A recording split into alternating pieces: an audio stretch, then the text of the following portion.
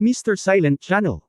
Please don't skip the ads, at paki-like naman, share at subscribe mo na rin, salamat. Kabanata 2371 Naiintindihan ng babae. 2371. Matapos bumalik ang lahat sa Holy Emperor Academy, binasa ni Suwang ang buong listahan ng admission, at opisyal na natapos ang Royal Examination of the Holy Emperor. Gayunpaman, ang pinaka-inaalala ng bawat pamilya at angkan ay natural na hindi kung sinong mga estudyante ang tatanggapin, kundi kung paano ang buong pamilya ng imperial ng Great Expedition, at maging ang hinaharap ng Great Expedition. Paano haharapin ang mga natitirang miyembro at opisyal ng mga rebelding pamilyang iyon? Nang ibaling ng lahat ang atensyon kay Ye Fan, hindi umimik si Ye Fan at tahimik na umalis sa venue kasama ang mga babae. Si Ye Fan ay talagang hindi interesadong isipin ang hinaharap ni Dazheng. Sa kanyang opinyon, si Suwang ay isang mabuting emperador, at maaari niyang ipaubaya na lamang kay Suwang ang mga bagay na ito upang isaalang-alang. Pagbalik sa pambansang guro ng mansyon ni Chu Yunyao, tinanggihan niya ang lahat ng kahilingan ng mga tagalabas, si Ye Fan at ang mga babae ay sabay na kumain at uminom. Sa pakikipag-chat tungkol sa mga detalye ng imperial na pagsusuri na ito ng banal na emperador, siya nga pala, gagawa ako ng susunod na plano. Nanood ang mga babae ng ilan sa mga video clip mula sa pagsusulit ng Sage Emperor at nakinig sa mga pahayag ni Ye Fan. Kahit wala silang personal na karanasan, nakakaramdam sila ng kilig. Ikaw, namiss namin ang isang kapana-panabik na eksena, medyo nanlumo si Xiao Ziner. Hindi ba't pabalik-balik lang ito sa pagtawag, hindi ito kawili-wili, at kalahating araw lang ito sa kabuuan, at hindi ka nagpigil ng matagal, winagaway ni Ye Fan ang kanyang kamay. Hinahamak mo lang ang aming mababang cultivation base at hinahamak kami sa pagkaladkad sa iyo pababa. Inilibot ni Ling Yue ang kanyang mga mata sa lalaki. Tama. Nagpout si Wu Yeju, gusto ko talagang makita kung paano namatay ang Wu Yelongyu na iyon, ginamit ako ng bastos na iyon para saktan si Sister Qingzhou. Hindi maiwasan ni Ye Fan na tumingin kay Su Qingzhou na nasa tabi niya. Sa malamig na mukha ng babae ay ngumiti lang ito ng bahagya at walang balak magsalita. Sa ilang kadahilanan, bagamat alam niyang naalala na ni Su Qingzhou ang lahat, ang ngiti at mga mata ng babae ay may anino pa rin ng isang prinsesa sa ilang lawak. May ilang maling akala si Ye Fan. Naalala ba ni Su Qingzhou ang prinsesa, o naalala ba ng prinsesa si Su Qingzhou? Miss, wala akong oras para pag-usapan yan kanina. Kausapin ka namin ng mabuti, ano ang nararamdaman mo ngayon? Magiliw na tanong ni Ye Fan. Kumislap ang matingkad na mga mata ni Su Qingzhou, at nagtanong siya, paano kung ano? Ito ba? Magulo pa rin ba ang isip mo? Tanong ni Ye Fan. Bahagyang napabuntong hininga si Su Qingzhou, ito ay parang dalawang buhay at higit pang mga alaala, ngunit dahil ito ay isang kaluluwa, ito ay talagang hindi masyadong magulo. Kung gayon naaalala mo ang mga bagay sa lupa, hindi ba ito espesyal? Excited. Medyo nadismaya si Ye Fan, sa pag-aakalang matutuwa ang babae kapag nakasama niya itong muli. Walang imak na tiningnan ni Su Qingzhou ang lalaki, wala akong nawalan ng alaala. Para sa akin, mahigit kalahating taon ka na rito, hindi tulad na nagkita na tayong muli pagkatapos ng mahabang panahon na wala. Tsaka nagsinungaling ka sa prinsesa, itong feeling na nagsinungaling ka. Meron pa ako, hindi kita pinansin, para makontento ka. Mapait na ngumiti si Ye Fan, wala akong choice kundi gawin ito, hindi ba para sa iyo ang lahat? Habang iniisip ko, lalo akong nagagalit, habang hindi ako nakakabawi. Mga alaala, anong galing para lokohin ako, walang hiya. Nakaramdam ng pagkahilo si Su Qingzhou nang maisip niya ang tula ni Ye Fan. Nang pinag-uusapan ng dakilang paligsahan ng Poetry God, lahat ng kababaihan ay tumanggo sa kanilang mga ulo ng may paghamak. Namula si Ye Fan, ubu-ubu. Walang sinuman sa pamilya natin ang pinapayagang banggitin ito sa hinaharap. Hindi mo kailangang kopyahin ang mga tula para linlanggan ang batang babae. Lahat tayo ay manipis ang balat, sino ang gustong banggitin ito? Tumawa si Ning Zimo. Si Ye Fan ay mukhang walang magawa, pakiramdam na ang kaiya na ito ay aatakehin ng mga babae sa loob ng maraming taon. Nagtawanan ang lahat ng mga batang babae, nakasandal ng pabalik-balik, tinitingnan ang kulot na hitsura ni Ye Fan, na lubhang kawili-wili. Matapos tumawa ng ilang sandali si Su Qingzhou, may bakas ng pananibik sa kanyang mga mata, sa totoo lang. Bumabalik ang alaala, at ang higit na ikinababahala ko ay ang pag-iisip kay Tuan Chuan. Hindi ko alam kung ano ang nangyari kay Tuan Tuan, bagamat mayroon silang ina at sila ang nag-aalaga sa kanila. Pero wala tayo sa tabi niya, dapat galitin niya ang mga irresponsibleng magulang natin. Nakaramdam ng hindi komportable si Ye Fan sa ilang sandali, ngunit talagang sadyang hindi niya inisip ang kanyang anak. Ngunit sa tuwing nakikita ko si Hua Xiaoluo, hindi ko maiwasang tapikin ang ulo ng apprentice na parang anak. Sobra na lang kasi ang mga balikat niya at hindi siya maisip kaya hindi siya makalabas. Hanggat ang batang babaeng ito ay masunuri na nagsasanay, ang ating pamilya ay magsasama-sama sa lalong madaling panahon, pag-aaliw ni Ye Fan. Tumango si Su Qingzhou, kung maaari lang akong bumalik sa Earth, kahit na mayroon akong memorya ng pagsilang at paglaki sa mundong ito, pakiramdam ko ay hindi pa rin ako nabibilang. Ang mga batang babae ay tumango rin ng kanilang mga ulo, ang kanilang mga mata ay nagpapakita ng nostalgia. Sinabi ni Chu Yunyao, hindi mo ba sinabi na ang Xuanyuan sword ay kinuha ni Ji Xuanyuan? Sa kasong ito, marahil ay pinagkadalubhasaan ni Ji Xuanyuan ang kakayahang dumaan sa mga eroplano. Siguro kung linangin mo sa isang tiyak na kaharian, magagawa mo ito. Ang eroplano, sa teorya, tiyak na may pagkakataon na bumalik sa Earth.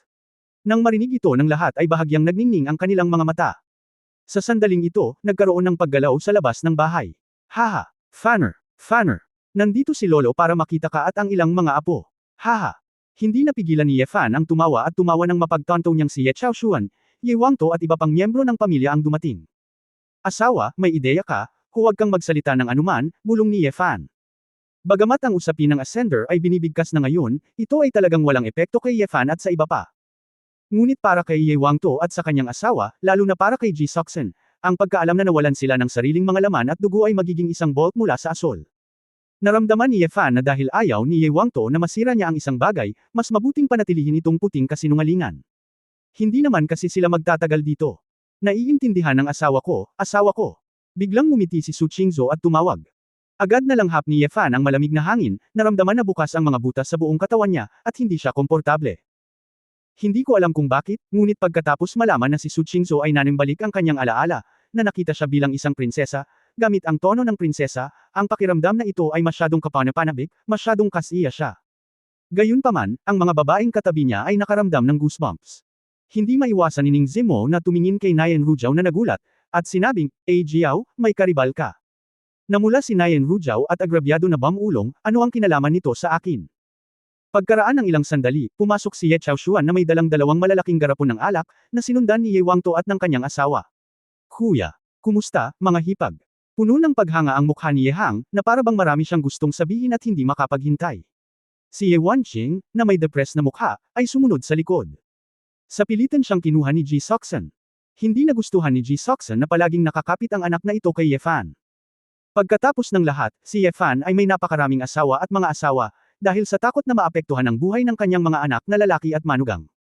Pagkatapos ng ilang pagpupugay, maayos ang kapaligiran, at walang mga pagkakamali.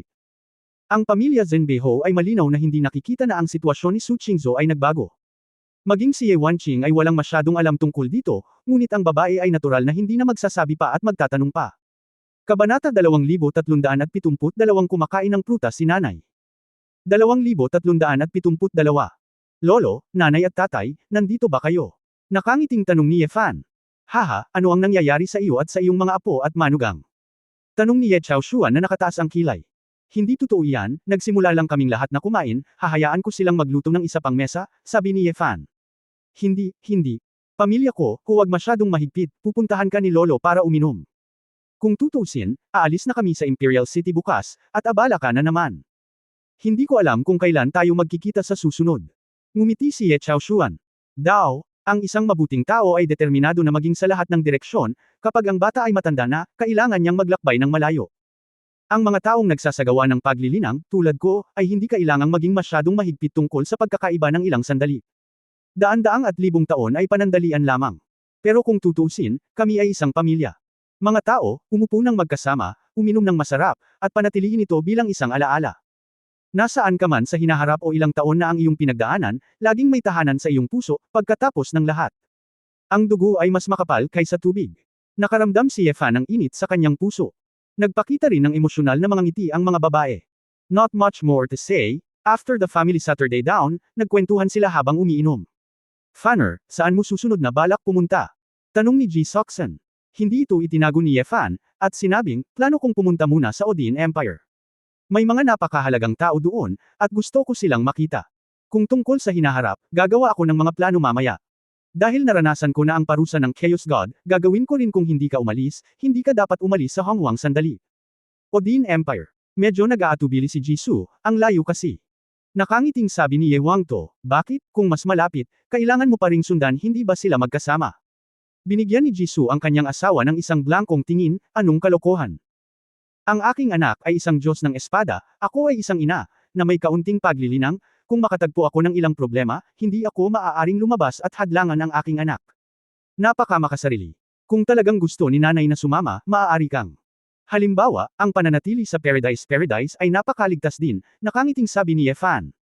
Napabuntong hininga si Ji Sokson, hindi na kailangan, kapag lumaki na ang anak ko, dapat maging independent na siya. Nang mamana ng tatay mo ang titulo, humiwalay din siya sa lolo mo, at hindi ka tumira sa Imperial City ng lola mo. Hindi naman kami ordinaryong tao, matagal-tagal pa ang pagdating sa Japan, at minsan. Oras na para magsama-sama ulit. Inaabangan lang ito ng nanay ko. Kung mayroon kang oras sa hinaharap, bumalik at tingnan. Mas mabuting magkaroon ng ilang anak at hayaan ang aking ina na yakapin ang kanyang mga apo. Tumawa si Yefan, habang ang mga babae ay namumula. Sa katunayan, mayroon silang teleportation device, at madaling bumalik sa Great Expedition, para lang makita kung may oras. Kuya, ano ang gagawin ko ngayong wala ka na? Gusto ba talaga ng Marquis ng Zenbei na ako ang maging papel? Kung gayon, hindi ko hahayaang may mamatay sa biro kung ikukumpara ko sa iyo. Si Yehang ay mukhang gusot. Ikaw bata, tinatayang hindi ka makikipag-away sa ligaw sa loob ng mahabang panahon sa hinaharap. Ikaw, ang Marquis ng Zenbei, ay maaaring maglibang. Kung ako sa iyo, maaari akong maging napakalibang, hindi ako makapaghintay, nakangiting sabi ni Yefan. Mukhang nanghihinayang si Yehang, naiinis lang ako na wala akong talento sa pagsasanay ng mga espada. Kung hindi, kung hihingi ka ng payo sa iyong nakatatandang kapatid, marahil ay mauunawaan mo ang layunin ng espada sa antas ng langit o kung ano. Haha! Nakangiting sabi ni Ye Chaoshuan, Hang anak, mauunawaan mo rin ang kahulugan ng sibat, huwag kang panghinaan ng loob. Ganito ang panganay mong kapatid, walang tao sa prehistoric times, pwede mo siyang tretuhin bilang Emperor Xuanyuan, hindi mo na lang simulang ikumpara kay Emperor Xuanyuan. Sabi ni Yehang nang marinig iyon, naisip niyang may katuturan ito, at tumanggaw ng nakangiti, oo, lolo. Kung gayon, magtutuon na lang ako ng pansin sa pagsasanay ng mga baril. Sa ibang araw ay malalaman ko na ang kahulugan ng baril na antas ng emperador. Tama, haha.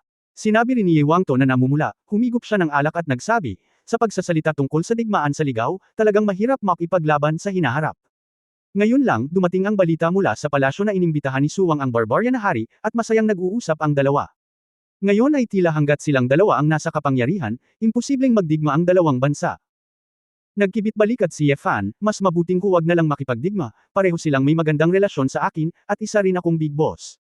Pari, hindi madaling gawin sa digmaan. Kuya, may isang bagay na dapat kang maging partikular na interesado. Ang malalaking mata ni Ye Wanqing ay puno ng chismis. Ngumiti si Yefan, oh. Ano na? Chismis, si Tu Zijiao ay tatawaging asawa ni Su Wang. Siya ang unang babae ni Su Wang. Opisyal na raw itong magiging canonized next month. Sabi ni Ye Wanqing. Tu Zijiao. Medyo pamilyar si Yefan, pinag-isipan ito ng mabuti, at nagulat na sinabi, anak ni Tu Yu. Hindi ba maliit pa rin ang babaeng iyon? Siyempre, ito ay ipagkakaloob muna sa pangalan, at ang tunay na katuparan ay magaganap pagkatapos ng seremonyang pang-adulto ni Tu Zijiao. Sinabi ni Ye Huang, ang Tu Yu na ito ay talagang isang talento. Sa pagkakataong ito, siya na talaga ang nag-asikaso sa lahat ng partidong sangkot sa sabuatan na ito. Kung hindi, sa kanyang sensitibong posisyon, ang anumang partido ay naghihinala, at matagal na siyang nalasan. Si Tu Yu ay malalim na nasangkot sa gawaing paniktik sa loob ng napakaraming taon. Kung wala siya, ang Shadow Guard ay dapat naganap na may tayo muli, at mahirap na tunay na paksay ng Shadow Guard. Ang pagpatay sa kanya ay talagang walang magandang naidulot, ngunit hanggat kontrolado niya ang kanyang anak, talagang magiging tapat si Tu Yu. Ang ating bagong emperador ay talagang matalino at matapang. Tumanggo si Yefan, talagang nagulat siya sa katalinuhan ni Tu Yu. Gayunpaman, hindi kinasusuklaman ni Yefan si Tu Yu, dahil sa simula, ginamit din niya si Tu Yu. Mula sa pananaw ni Tu Yu, para sa kaligtasan ng kanyang sarili at ng kanyang anak na babae, tiyak na sinubukan niya ang kanyang makakaya upang mamuhay ng maayos. Ang Heavenly Star God ay hindi babagsak, at walang nakakaalam kung sino ang magwawagi sa huli. Tu Yu, to put it bluntly, sinusubukan lang niyang protektahan ang kanyang sarili. Pagkaraan ng ilang sandali sa pakikipag-chat, biglang nagtanong muli si Ye Chaoshuan, nga pala, Fanner, ano ang gagawin mo sa Elder Feng na iyon? Si Elder Feng. Natigilan si Ye Fan, ano ang ibig mong sabihin? Ye Chaoshuan thoughted. Bibig, nakapagpa siya na ang mga matatanda ng angkan na ipadala siya sa iyo. Kung siya ang pinili mo at hihilingin sa kanya na bigyang pansin ang dugo ng dragon, ang buong angkan ay nagkalat. Ngayon ang buong angkan ay naniniwala na siya ang babae ng iyong sword god, kailangan mong ipaliwanag ito sa iba. Bagamat sa iyong mga mata, si Feng Qinglan ay isang ordinaryong babae lamang, ngunit sa mata ng mga tagalabas, siya ay isa ring magandang babae. Nakinig si Ye Fan. Pagdating dito, para akong nasa mga pin at karayom. Dahil, malinaw niyang naramdaman na ang tila maamo at kaaya-ayang, Her Royal Highness, sa tabi niya, sa kaibuturan ng kanyang mga mata, ay pinatayo na niya ang kanyang buhok kasama ang One Ian Ice Cave. Lumalabas na personal na pinili ng asawa ang nakatatandang Feng. Ang asawa ay talagang may pangitain, at ang babae ay hindi makapaghintay na makita ang nakatatandang Feng. Matamis na ngumiti si Su Qingzhou, ngunit dahil sa ngiting ito, medyo nakakatakot si Ye Fan. Nasiyahan si Ji Soxan, at itinulak si Ye Wangto sa tabi niya, Master, sabi ko hindi mo kailangang mag-alala masyado. Ang aking manugang ay ang pinakamapagbigay, pagkatapos ng lahat, siya ay ang panganay na prinsesa. Maaari ka bang magkaroon ng ganitong uri ng pagpaparaya? Nabuhayan din si Ye Wangto. Tumanggo siya, pagkatapos ay nagsabi, Fanner, kahit na si Elder Feng ay dapat na mas matanda sa iyo, sa harap ng dugo ng pamilyang Shenlong, natural na hindi mahalaga ang seniority. Sa kinabukasan, pakitunguhan siya ng mabuti at huwag ipadama sa kanya na naaapi siya. Malamang wala siyang pakialam dito. Talagang walang pakialam. Binigyan ko ng espesyal na atensyon ngayon, na si Feng Qinglan, kasama si Xiao Waisu sa tabi niya, ay tumingin sa mga mata ng aming anak, halos maging nympho. Humph! Mga babaeng may asawa, paano ba talaga sila magiging malinis ang puso at kakaunti ang pagnanasa, hindi pa ba sapat na lalaki ang nakilala nila para maakit sila? Pagmamalaki ni Jisoo. Huwag magsalita ng walang kaparirikan, kung gayon si Din Xiao ay isang balo. Napakunot ang noo ni Ye Wangto. Walang pakialam na sinabi ni Jisoo, hindi nagtagal ay nagpakasal ang kanyang asawa, kaya hinayaan niyang patayin siya ni Wu Yelongyu sa larangan ng digmaan. Si Xiao Waisu ay isang Phoenix girl na naman, hindi siya nakarating sa Duo Tian, hindi niya siguro nabasag ang kanyang katawan, hindi ba siya ay katulad ng panganay na babae? Ikaw. Ang mga lalaki ay tumingin sa mga babae, paano kaming mga babae ay makakita ng tama, sa tingin ko ay may mali sa mga mata ng dalawang babae kapag sila ay tumingin sa aming anak. Ina.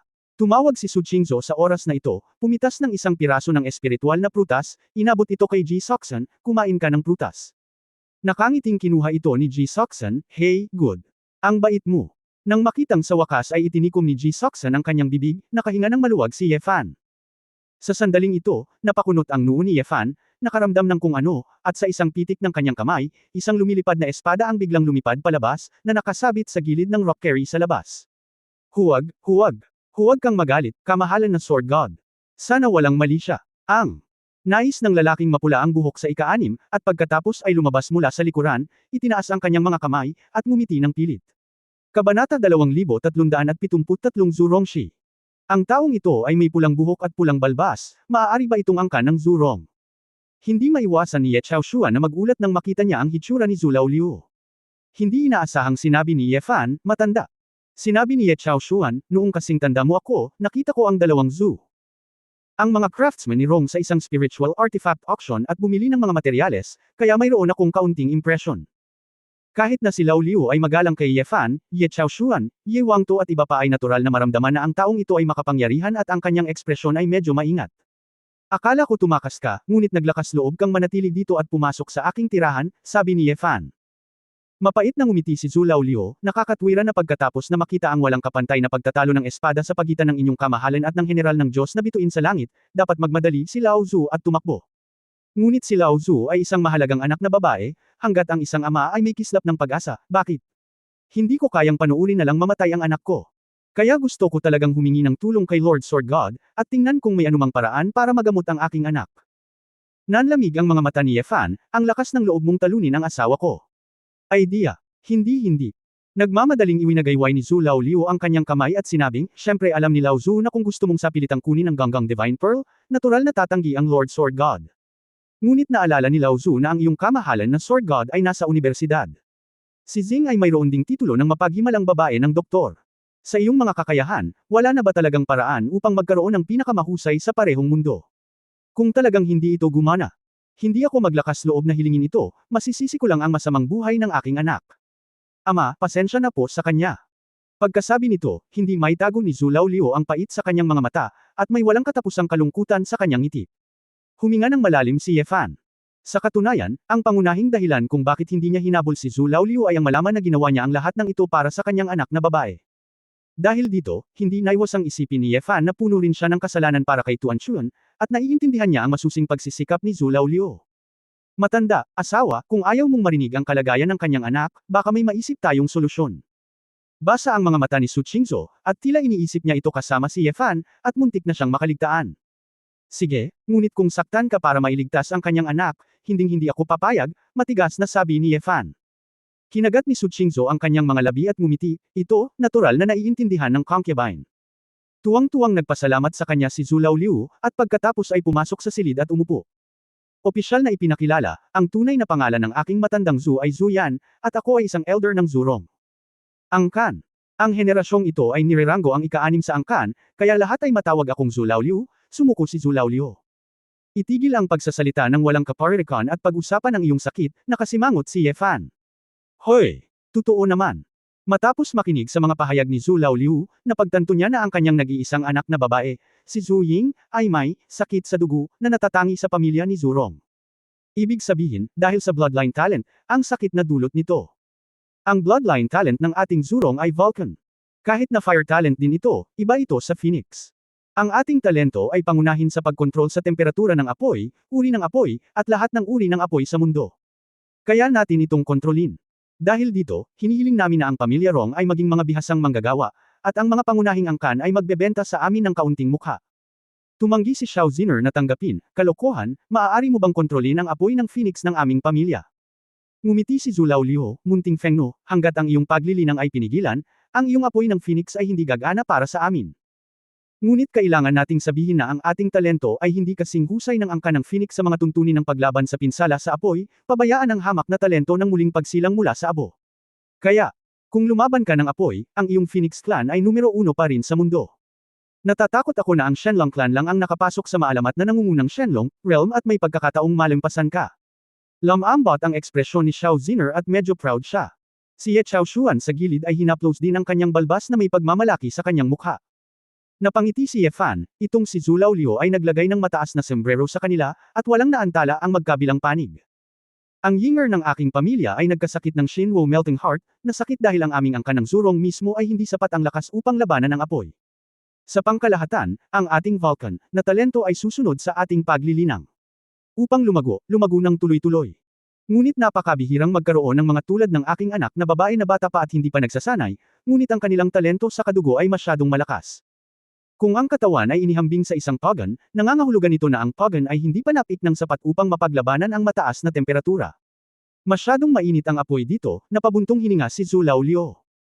Biglang sinabi ni Ye Fan, ayon sa 5 elemento na nauugnay sa 5 panloob na organo, ang puso ay nabibilang sa apoy, at ang iyong talento sa linya ng dugo ay direktang nakaugnay din sa puso. Kung ang talento ng iyong anak na babae ay masyadong malakas, ang puso ay matatalo at maaaring maging backlash anumang oras. Ano ang ibig sabihin nito? Tama.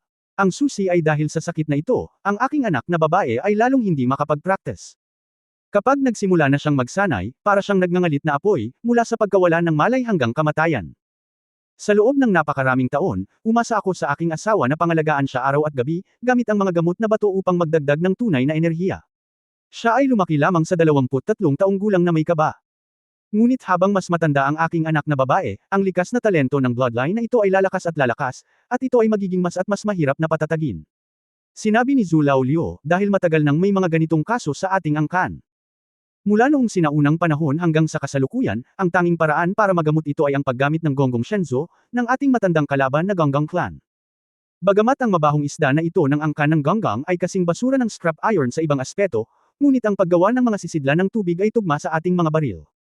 Ang kamangha-mangha ng Gonggong Divine Bead ay napagkatapos makuha ang kapangyarihan ng matinding yin, maaari itong direktang sumanib sa sarili nating Zhurong Divine Bead.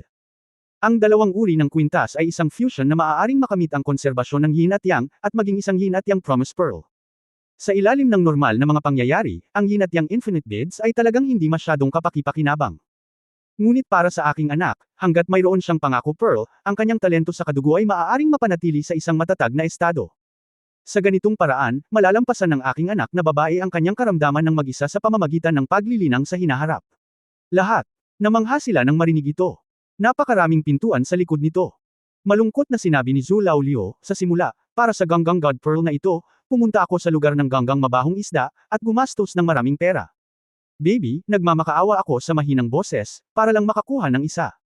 Ngunit ang paraan upang hayaan ang Gonggong Divine Beads na linangin at makuha ang kapangyarihan ng yin, bukod sa paghahanap ng lugar ng yin, ang pinakamabilis na paraan ay ang ibaon ito sa katawan ng yin body.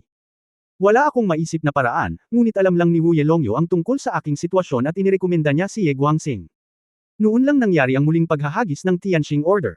Kaya ganyan yan. Napaisip si Ye Fan.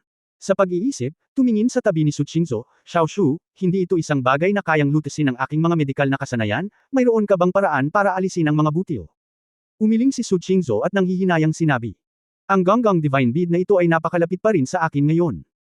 Malamang na magtatagal bago ito ganap na pinuhin at alisin ito. At ito ang pinakahuling katawan ng enerhiya ng Yin, at pagkatapos ng pagpino, tinatayang mawawala ito kasama nito. Kailan? Narinig ito ni Zhu Laoliu, namutla ang kanyang mukha, sayang. Biglang naisip ito ni Ling Yue at sinabing, Xiaoshu, sa katunayan, hindi natin kailangang kunin ang Gonggang Divine Pearl.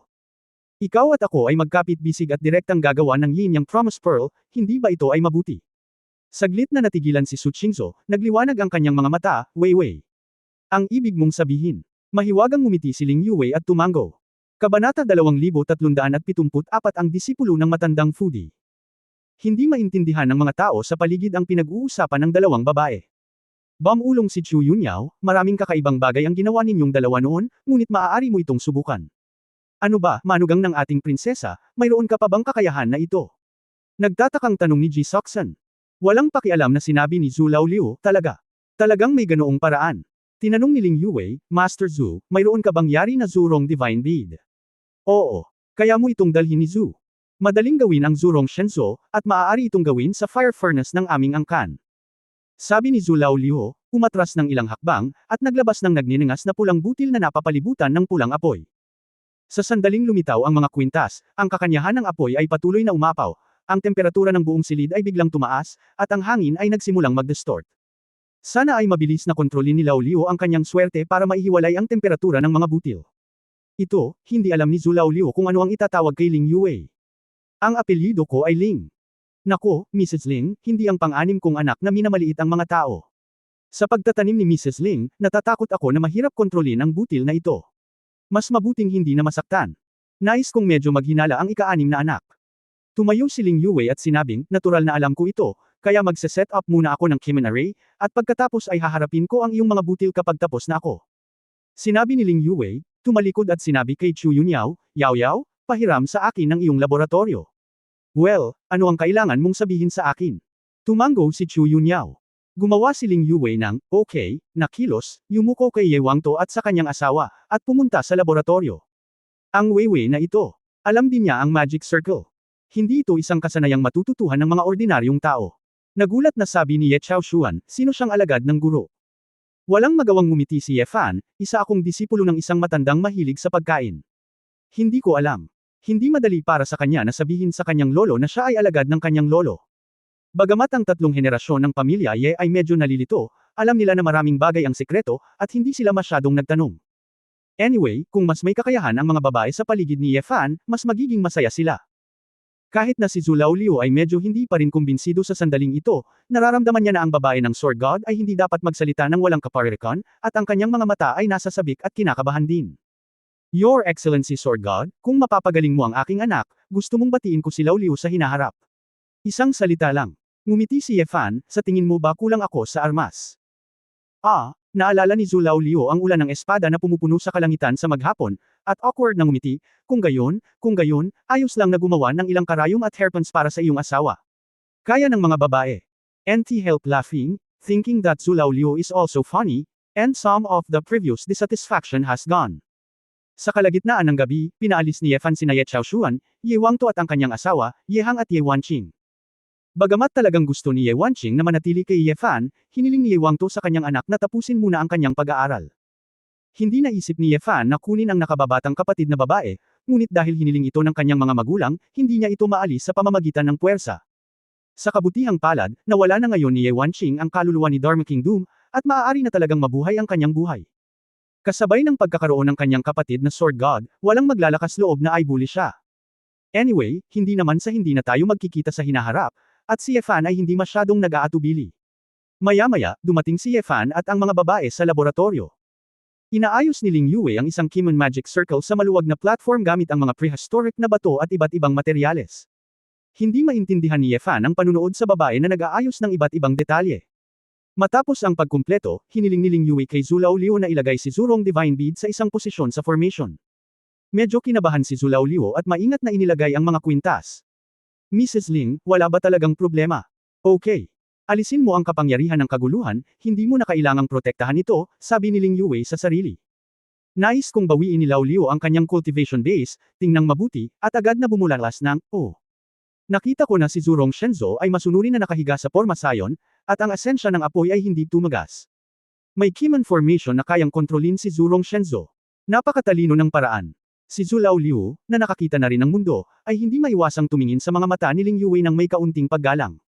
Sinabi ni Ling Yue, okay, sa susunod. Xiao Shuo, ginagamit mo ang kakayahang baligtarin ng yin at yang ng walang salita na celestial script, at makipagtulungan sa aking 2-meter double dragon canly formation, upang gawing extreme yin ang kapangyarihan ng extreme yang ng butil na ito. Sa ganitong paraan, ito ay katumbas ng enerhiya ng parehong kalikasan, ngunit ito ay nabago sa isang polar yin, at ang pagsasanib ay hindi tatanggihan. Naunawaan din ni Su Qingzhou ang susi, at tumango, okay. Simulan na natin. Nagsimulang maging abala ang dalawang babae, at halatang matagal bago matapos ang trabaho. Inilabas ni Ye Fan ang mga babae sa laboratorio, habang si Zhu Lao Liu ay kinakabahang nagbabantay sa pinto, dahil sa takot sa anumang aksidente. Sa katunayan, kasama ang Sword God, walang sinuman ang nang-ahas na gambling siya. Gayunpaman, naiintindihan din ni Ye Fan ang kaba ni Zhu Lao Liu, kaya hinayaan niya itong magbantay ng ganito. Nagkataon lang na may gagawin si Ye Fan, kaya direktang nakipag-ugnayan siya kay Bukohar sa pamamagitan ng marka ng barbarian na Diyos. Hindi nagtagal at nahanap na siya ni Butchahar sa garden sa likod. Haha, Kuya High Priest, hinahanap lang kita. Nakipag-chat ako sa kanyang kamahalan suwang at pumirma ng maraming kasunduan sa negosyo at kalakalan. Sa susunod na buwan, marami sa ating mga ligaw na produkto ang may export sa dasheng ng maayos. Tayong mga ligaw na tao, simula sa ikalawang kalahati ng taong ito, ang buhay ay magiging mas mahusay at mas mahusay. Masayang sabi ni Butchahar. Tumango si Ye Fan, ikaw at si Suwang ay may maraming karaniwang pananaw sa mga bagay na ito, kaya hindi dapat mahirap na makipag-ayos. Pumunta ako sa iyo dahil may gusto akong sabihin sa iyo tungkol sa templo sa ilang, at upang ihanda ka sa pag-iisip. Templo? Anong meron? Agad na naging seryoso si Bukohar. Hindi na ito itinago ni Ye Fan, at inihayag ang katotohanan na ang Wilderness Temple ay karaniwang, wala na sa pangalan. Nang marinig ito ni Bukohar, ang buong tao ay tila natakot. Pagkatapos, sa mahabang panahon, siya ay hamampos at lumuhod sa lupa habang ang kanyang mga kamay ay nasa langit, tumulo ang mga luha sa kanyang mga mata. Barbarian God. Hindi na ba tayo pinagtupalan ng Barbarian God? Is this a curse? Si Rauis Bukohar ay isang barbarian na hari na may maliwanag na pag-iisip, at hindi niya maiwasang matamaan ng ganoong suntok, at ang kanyang emosyon ay nasa bingit ng pagbagsak. Hiniling siya ni Ye Fan na umupo at same time na sinabi ko ito sa iyo para sa dalawang dahilan. Una sa lahat, nais kong maunawaan ninyo na sa hinaharap, ang kaligtasan ng ilang ay hindi na makakaasa sa mga dakilang pari ng templo. Pangalawa, ang malakas na tao na pumatay sa templo ay hindi garantisadong lilito muli. Dapat ay handa ka sa pag-iisip. Butchahar. Mataimtim na tumango at sinabing may mapupulang mga mata, salamat kay High Priest Pastor, bago umalis, ipinagkatiwala niya ang marka ng barbarian na Diyos sa kanyang kamahalan na Diyos ng Espada. Kung hindi, ang mga kahihinatnan ay hindi maiisip. Gayunpaman, maya-maya ay lilito ang malakas, sandali na lamang. Iyong mga ligaw na kultura sa templo ang talagang kailangan mong manahin at bigyang pansin. Hahayaan kong ipalaganap ni Nabuki at Mern ang kultura ng templo sa mga ligaw na tribo. Sa hinaharap, ang templo ay unti-unting hindi na mahiwaga, ngunit mas maisasama sa mga pangunahing tribo, na tunay na sama-sama sa mga ligaw na tribo. Sa ganitong paraan, kahit na biglang umatake ang isang malakas na tao sa templo, magpapatuloy ang ligaw na kultura, sabi ni Ye Fan. Mataimtim na sinabi ni Bukohar, okay, hahayaan ko ang lahat ng mga tribo na gawin ang kanilang makakaya upang makipagtulungan, ang kaayusan ng mataas na pari, ito talaga ang pinakamakatwiran. Pagkatapos magpaliwanag ni Ye Fan, hindi na nanatili si Bukohar. Masyado siyang maraming bagay na dapat gawin, at kailangan niyang bumalik sa ilang sa lalong madaling panahon. Nagyakapan ang dalawa at nagpaalam. Bukohar, tumayo si Ye Fan mag-isa at naglakad palabas.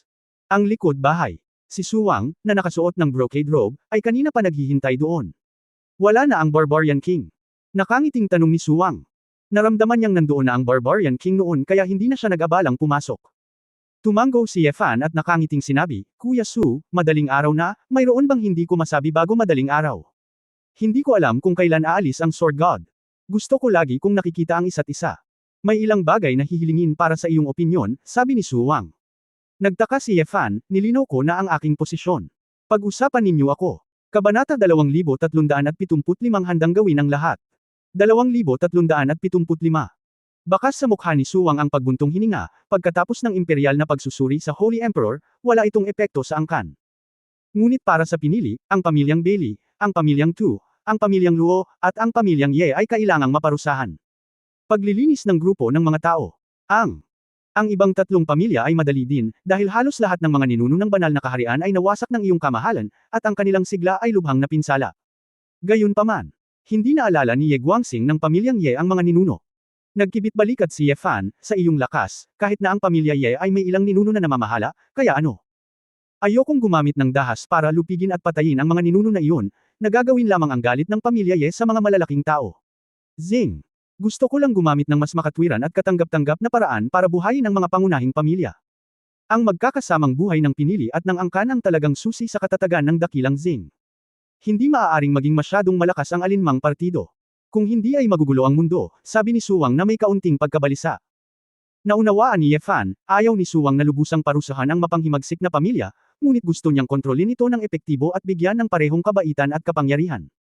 Talagang emperador ka. Hindi ko inaasahan na hindi mo kayang harapin ang malalaking pamilya ng masyadong malupit. Sa katunayan, kung walang pagpigil sa pamilya, ang kapangyarihan ng angkan ay masyadong malakas, ngunit magkakaroon ng mga kaguluhan, tumanggo si Ye Fan. Kaya, hiniling ng pamilyang Bailey sa punong guro na si Bailey TV na bumalik upang pumalit bilang pinuno ng pamilya, at hayaang magamit muli si Bailey Ginge. Ang pamilyang Tu, tinanggap ko si Tu Zijiao bilang isang babae, at dapat ding pagkatiwalaan si Tu Yu. Ang pamilya Luo. Walang masyadong salungatan sa aming pamilyang Su, medyo gulo lang, ngunit hindi ito malaking problema.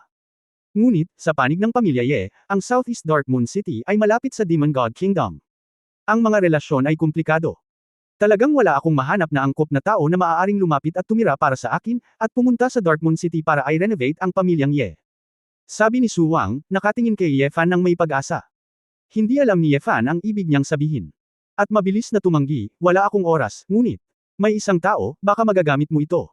Bago magtanong si Su Wang, isang babaeng magulo ang buhok, mapurol na mga mata at medyo manipis na pisngi ang lumitaw sa loob. Ito ay.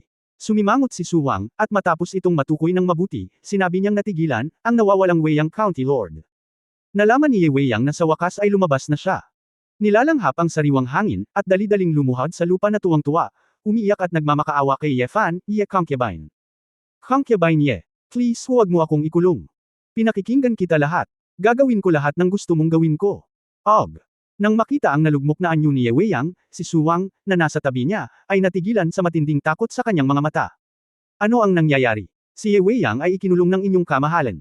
Tumingin si Su Wang sa mga mata ni Ye Fan, at mayroon ding kakaibang tingin. Alam ni Ye Fan na mali ang iniisip ni Su Wang, ngunit tamad siyang magpaliwanag.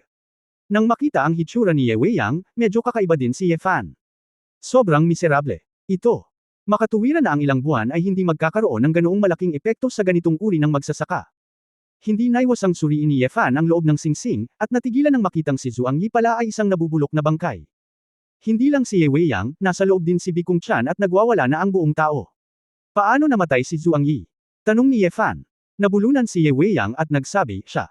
Ang kanyang cultivation days ay inalis, hindi niya nakayanan ang kahihiyan, nabaliw siya at gustong insultuhan tayo, at pinatay namin siya. Umiling si Ye Fan, hindi matuwid ang taong ito hanggang sa mamatay siya maging tao. Bagamat hindi ordinaryong tao ang dalawang babae, ang pagharap sa isang nabubulok na bangkay sa loob ng ilang buwang magkasama ay talagang nagpabaliw sa kanila. Itong si Ye Weiyang ay apo ni Ye Guangxing. Siya ay walang awa. Pinatay niya ang Prinsipe Su Yun. Ibibigay ko na siya sa iyo. Kinokontrol mo ang pamilya Ye sa pamamagitan niya, at dapat mas madaling tanggapin ang mga tao sa pamilya Ye. Sabi ni Ye Fan. Pinatay niya ang prinsipe. Napakunot ang noo ni Su Wang nang marinig niya ito, nag-isip sandali, at nagsabi, kaya, ang Weiyang County Lord ay talagang isang magandang pagpipilian. Sa dugo, sa katayuan ng mga kapantay sa angkan, si Ye Weiyang ang pinakamahusay na kandidato, pakiramdam ni Su Wang ay magagamit niya ito ng husto. Hinawakan ni Ye Fan si Ye Weiyang mula sa lupa at sinabing, makinig, ang nasa harap mo ay ang kasalukuyang emperor ng dakilang ekspedisyon, ang kanyang kamahalan Su Wang. Makikinig ka sa kanya sa hinaharap, at gagawin mo ang anumang hilingin niya sa iyo. Kung hindi ka sumunod, ikukulong kita muli. Bagamat nalilito pa rin si Ye Weiyang, hindi niya alam kung anong mga pagbabago ang nangyari sa labas. Ngunit nang marinig niya ang babala ni Ye Fan, mabilis siyang tumango, huwag. Huwag mo akong ikulong. Handa akong gawin ang lahat. Agad na yumuko si Ye Weiyang kay Su Wang at nanumpa ng katapatan. Napangiti si Su Wang na may pag-aalinlangan at nagtanong, ang iyong kamahalan na Sword God, talagang magaan ang pakiramdam mo na ibigay siya sa akin. Magiging medyo nakakagambala ba ito? Narinig ito ni Ye Fan na may malungkot na ekspresyon, huwag mag-isip ng bulag. Hindi ko pa siya nahawakan. Utot sa paningin ko ang ganitong kagandahan, akala mo ba babae ako na may gusto sa akin? Kung wala kang ibang gagawin, umalis ka na dito. Si Suwang ay hindi napigil ang matawa, at ang mundo ay marahil ang Diyos ng espada. Lakas ng loob na pakawalan siya. Well, hindi na kita guguluhin pa. Tatalikod na sana si Suwang at aalis, nang bigla niyang naalala ang isang bagay at nagtanong, siya nga pala, si Wu Longyu sa Demon God Kingdom ay namatay, at ang Wu Clan ay malamang naaatakihin ng iba. Mga hamon mula sa ilang malalakas na angkan ng demonyo. Plano kong suportahan si Wu Zhenze. Kapag naubos na ang 3 hukbo ng mga demonyong Diyos, na sina si Demon, Tianyao, at Luwang, sasamantalahin natin ang sitwasyon para tulungan ang Wu Clan at mabawi ang trono. Sa ganitong paraan, mapapagandin ng Demon God Kingdom ang relasyon sa ating malaking ekspedisyon. Ano ang iniisip ng inyong kamahalan na Sword God? Ngumisi si Ye Fan. Nakilala mo ba si Mako Wuya? Ano, kinakain ng matandang baka ang malambot na damo? Hindi napigilan ni Suwang na mapahiya, Your Excellency, humihingi ako ng seryosong negosyo. Kailangan mo munang kumalma upang labanan ang labas ng mundo, halika ng hakbang-hakbang, ikaw ang emperador, magagawa mo ito sa iyong sarili, sabi ni Ye Fan. Nag-isip sandali si Suwang. Ang mga salita ni Ye Fan, tumanggaw siya ng malalim, tumalikod at umalis. Sumunod si Ye Weiyang sa likod, naglalakad at tumitingin sa likod ng mabuti, na parang hindi siya naniniwala, pinakawalan siya ni Ye Fan. Wala siyang pakialam sa pagpapaalis kay Ye Weiyang. Sa sobrang abala niya ay muntik na niyang makalimutan na may nakakulong pa pala sa ring. Pagkatapos, pumunta si Ye Fan sa likod na hardin at itinapon ang katawan ni Zhuang Yi. Oo nga pala. Kinuha din niya si Bikung Chan. Hinayaan niya ito. Hindi ko lang ine-expect na pinakawalan niya si Bikung Chan, pero umiyak si Bikung Chan at nagmamakaawa at ayaw umalis. Consort Ye. Concubine Ye. Mangyaring huwag mo akong itaboy. Hindi na ako makakabalik sa angkan ng Bifang ngayon. Ang Bifang clan sa Imperial City ay patay na lahat, at kung mabubuhay ako, siguradong sisisihin nila ako. Hindi na ako makakabalik sa clan, wala akong mukha na makakasalubong kahit kanino, walang lugar na matutuluyan ko sa mundo. Ang mukha ni Bikung Chan ay hindi na tulad ng dati, at ang kanyang manipis na mukha ay puno ng kalungkutan. Sumasakit ang ulo ni Ye Fan, bakit? Ikaw at si Ye Weiyang ay may parehong birtud, at ikaw ay na-lock out sa addiction. Ikaw concubine. Please give me a chance, I am innocent, I can do anything for you. Kahit isa akong hamak na kasambahay, pakiusap ni Bikung Chan. Napakunot ang noo ni Ye Fan, bakit ang mga babaeng ito ay laging nakatingin sa kanya nagiging uri ng lalaking hindi pumipili ng pagkain. Guro, maaari mo ring ibigay ang munting asong ito sa pamilya ng alipin. Isang malambing na boses ang dumating, at ito ay isang translucent na puting damit na may maladiwata at seksing liwanag ng kandila na lumitaw sa bakuran. Kabanata 2376 na dalawang banal na lugar. 2376. Natural na napansin ni Ye Fan na paparating na ang kandila, at orihinal na binalak na hilingin sa kanya na magpaliwanag ng isang bagay. Pagkatapos ay dalhin mo siya. Si Ye Fan ay walang masyadong pakialam kay Bikung Chan. Bigyan mo siya ng kalayaan, ayaw niya, anong magagawa ni Ye Fan? Salamat, guro, malamig na sumulyap si Zhuang kay Bikung Chan, munting asong babae, bakit hindi ka pumunta dito? Bagamat hindi nakilala ni Bikung Chan si Zhuang, malinaw niyang naramdaman na siya ay isang malakas na tao, at hindi siya nang ahas na magsalita ng marami, kaya tahimik siyang sumunod. Inabot ni Zhuang at pinisil ang baba ni Bikung Chan, mula ngayon, gusto mo akong tawaging master, alam mo ba? Nanginginig si Bikung Chan, master. Master. Good, ngumiti si Candlelight bilang kasiyahan at binitawan ang babae, oo, may potensyal. Hayaang tumayo si Bikung Chan sa labas, nagpatuloy ang Candlelight, guro, hindi ko alam kung ano ang susunod. Sinabi ni Ye Fan, plano kong pumunta sa Odin Empire, maaaring tumagal ito. Hindi ko alam kung kailan ako babalik. Dinala mo ang mga tao mula sa Huaximan upang bigyang pansin ang sitwasyon ng Great Expedition. Kung mayroong anumang malaking balita, ipapasa mo ito sa akin sa pamamagitan ng Divine Sword Sect ng Heavenly Paradise. At saka, kung makaharap ang pamilya ko kung may problema, tumulong lang. Bagamat iiwan ni Ye Fan si Das Heng, hindi ito nangangahulugan na ganap na siyang gamaan. Tutal may mga taong pinapahalagahan niya dito. Ngumiti ang Candlelight at nagsabi, guro, bakit kailangan mong dumaan sa Divine Sword Sect? Kahit saan man pumunta ang master, susunod ang mga alipin. Alam ng mga alipin na ang mga babaeng nakapaligid sa amo ay tiyak na hindi handang tumanggap ng mga alipin. Ngunit ang mga alipin ay hindi mabait. Ayokong magalit, gusto ko lang pagsilbihan ang Panginoon. Kaya, ang mga alipin ay sasamahan ng Panginoon ng palihim at hindi magdudulot ng kaguluhan sa Panginoon. Gusto mong sumama sa akin? Nalungkot si Ye Fan nang marinig niya ito, bakit mo ito ginagawa? Kung walang Panginoon, ang mga alipin ay walang saysay na mabuhay. Naaawa namang tiningnan ng kandila ang lalaki. Nilunok ni Ye Fan ang kanyang lalamunan, palaging kumukulo ang dugo ng duwende na ito. Dahil alam niyang walang silbi ang pagharang ng puwersahan, walang pagpipilian si Ye Fan kundi ang sabihin, dahil kailangan mong sumunod, pagkatapos ay umalis na tayo. Kinailangan ding aminin ni Ye Fan na sa kaibuturan ng kanyang puso, talagang nag-aatubili siyang tiisin ang kaakit-akit na babaeng ito. Tiningnan ni Bikung Chan ang hindi maliwanag na mga mata sa pagitan ni Ye Fan at Candlelight, at nakaramdam ng kalungkutan ng ilang sandali. Nang makita niya ang Candlelight, alam niya kung bakit hindi siya minamaliit ni Ye Fan. Kung ikukumpara sa Candlelight, masyadong ordinaryo ang hitsura niya. Sa umaga, sa pinagsamang pagsisikap ni Su Qingzhou at Ling Yue, sa wakas ay nagawa nila ang Yinyang Promise Pearl. Nais kong makuha ni Lao Liu ang pangako na perlas, at hinangaan na niya ang dalawang anak na babae na sina Su at Ling. Tawagin itong isang himala. Hindi inaasahan ni Ye Fan na ang walang hanggang problema ni Zhurong ay magiging isang simpleng problema sa harap ng Wordless Book of Heaven at ng Kimen Technique. Your Excellency Sword God, ilang binibini, sana nagmamadali akong bumalik para iligtas ang aking anak, kaya nagpaalam muna ako. Sa kinabukasan, kung may pakinabang man ang aming angkan ng Zhurong, kahit na pumunta sila sa Demon God Kingdom Vulcan Tribe, hiling ko kay Lao Liu ang lahat. Gawin mo ang iyong makakaya.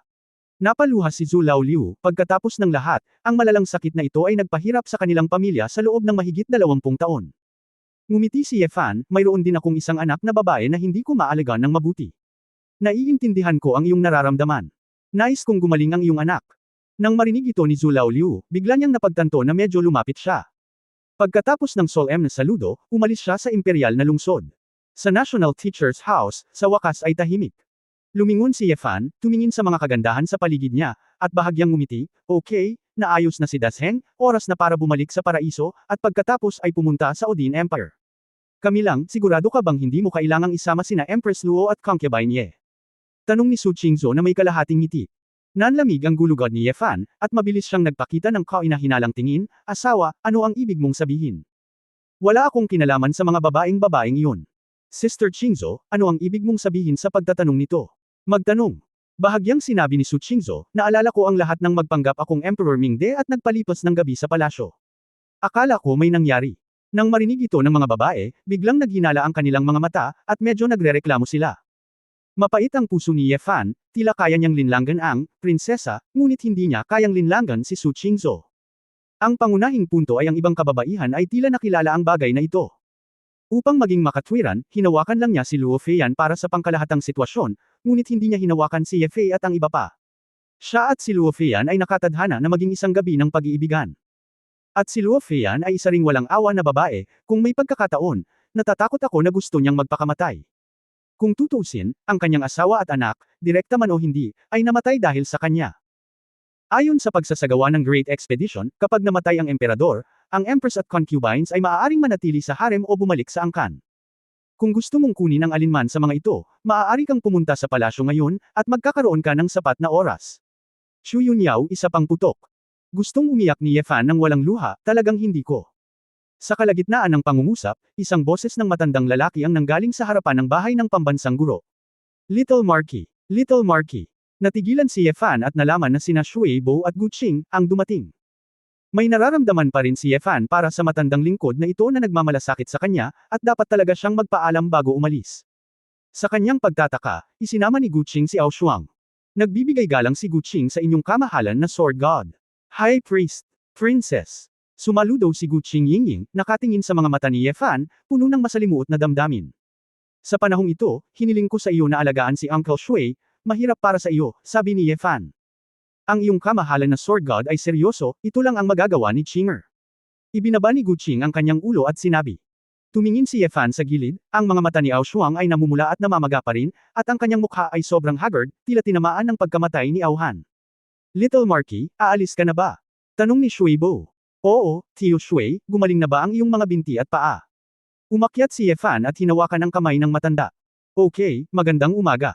Little Marquis, alam ng matandang alipin na ikaw na ngayon ang pinakamataas na tao sa prehistoric world, ngunit ang matandang alipin ay may hindi magandang kahilingan, at sana ay pumayag ang maliit na Marquis.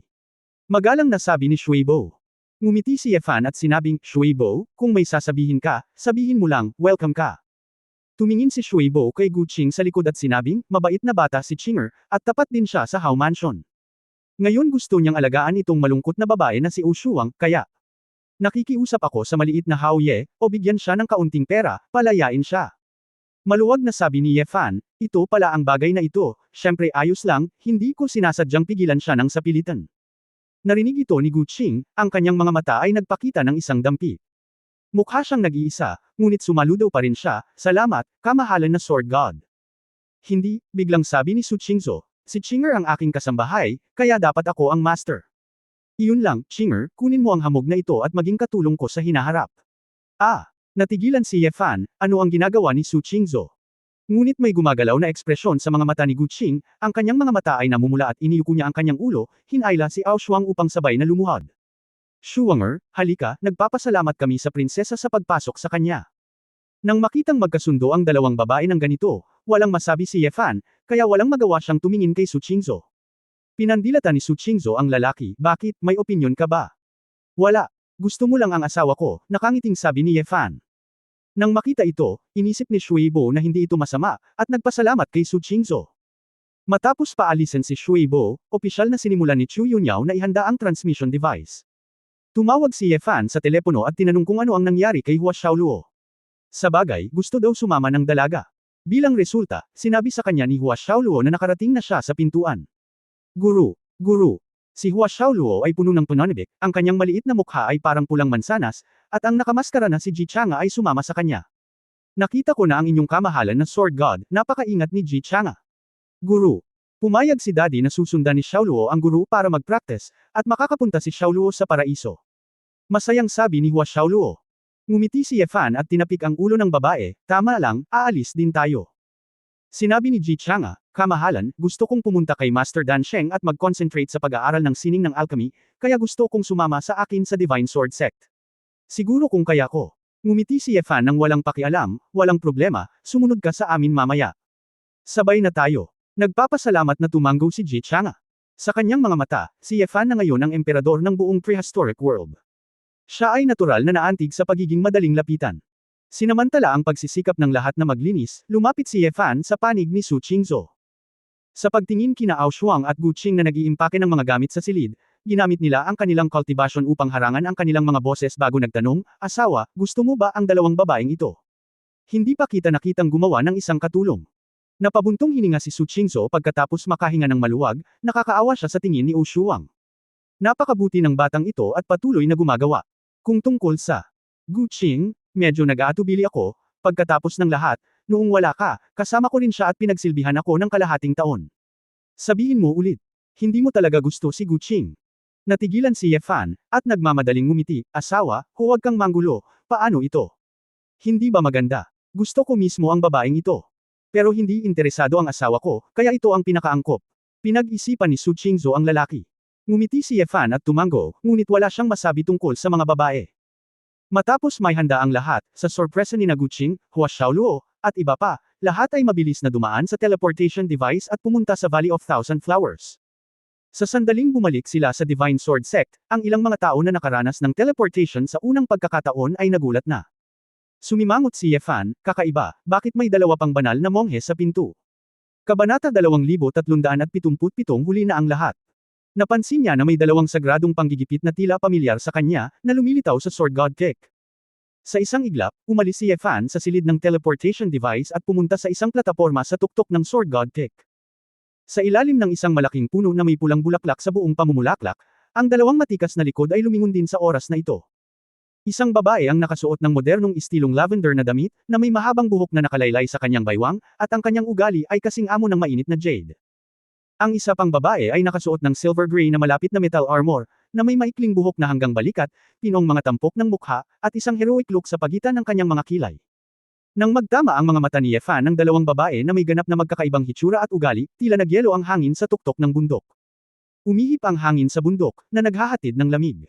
Napatitig si Ye Fan sa dalawang babae, at ang mga mata ng dalawang babae ay namumula rin, at ang babaeng naka-purple skirt ay tinakpan ng isang kamay ang kanyang mapupulang labi na tuwang-tuwa, na parabang siya ay iiyak.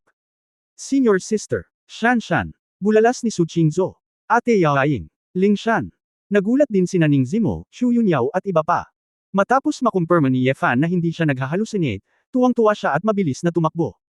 Asawa. Bumagsak ang luha ni Feng Yaoying, at naunang tumakbo siya, tumalon, at niyakap ang lalaki. Kinagat ni Shu Lingshan ang kanyang mapupulang labi at sumunod sa likod, hawak ang espada sa kanyang baywang na may payak na kamay, na may kaunting pagpipigil. Niyakap ni Ye Fan ang nephrite at mainit na katawan ni Feng Yaoying, na amoy ang pamilyar na amoy ng babae, at ang ilan ay hindi alam kung ano ang sasabihin. Ito, anong nangyayari dito? Paano mo nahanap ang lugar na ito bigla? Masyadong maraming tanong si Ye Fan. Nasa Sacred Heart Realm ang dalawang babae. Ang bilis na ito ay mas mabilis pa kaysa kay Xiao Ziner at iba pang mga anak na babae. Alam mo, sina Feng Yaoying at Shu Lingshan ay medyo atresadong babae pagdating sa cultivation. Bagamat hindi masama ang kwalifikasyon ng dalawang babae, hindi sila hihigit kay Xiao Ziner. Dapat mayroong isang espesyal na bagay tungkol dito. May mukha pa. Kung hindi natin mahanap, kailan ka pupunta sa Odin Empire? Bumagsak ang mga luha ng hinaing ni Shu Lingshan. Mabilis na gumamit ng isa pang kamay si Ye Fan para pilitin si Shu Lingshan sa kanyang mga braso. Shanshan, huwag kang umiyak, anong ibig mong sabihin? Kasama mo ba si Ayer at ang iba pa? Oo, dahil hindi ka pa nakakapunta doon, napagpasyahan naming puntahan ka pagkatapos naming makipag-usap kay Ayer at sa military advisor. Asawa, nakakatuwang makitang ligtas at maayos ang lahat. Hindi napigilan ni Feng Yaoying ang kanyang mga luha. Hindi napigilan ni Ye Fan na halikan ng ilang beses ang mukha ng dalawang babae.